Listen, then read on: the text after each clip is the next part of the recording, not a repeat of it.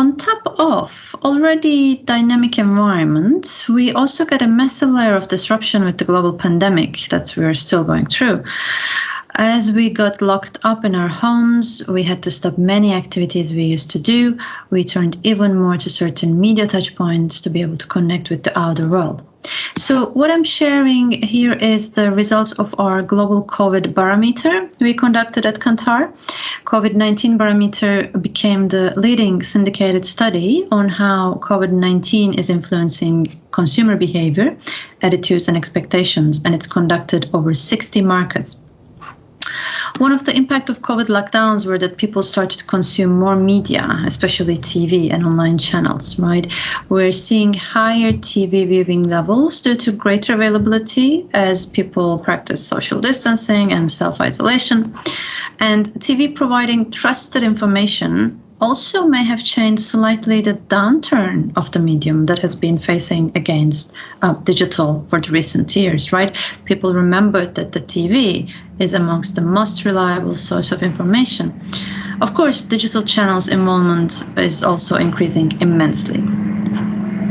When it comes to online, Belgians also consumed more online during COVID. However, when compared to global, the numbers are modest. This is also true for spending time on social networks and visiting websites.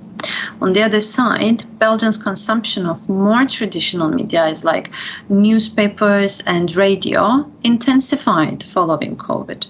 Also for magazines, we don't see much of a change compared to before COVID times, whereas globally, we could see an obvious diversion from customer magazines. So we can say Belgians see traditional media as most trusted source of information, which explains a bit the picture and the global difference in Belgian versus global.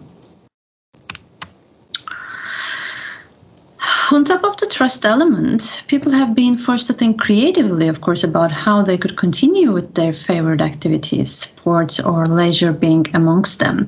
Here, this is data from Kantar Media, and you can see the huge uplift in visitors, up to 500% for yoga magazine, as people access remote video yoga classes that can be done from home.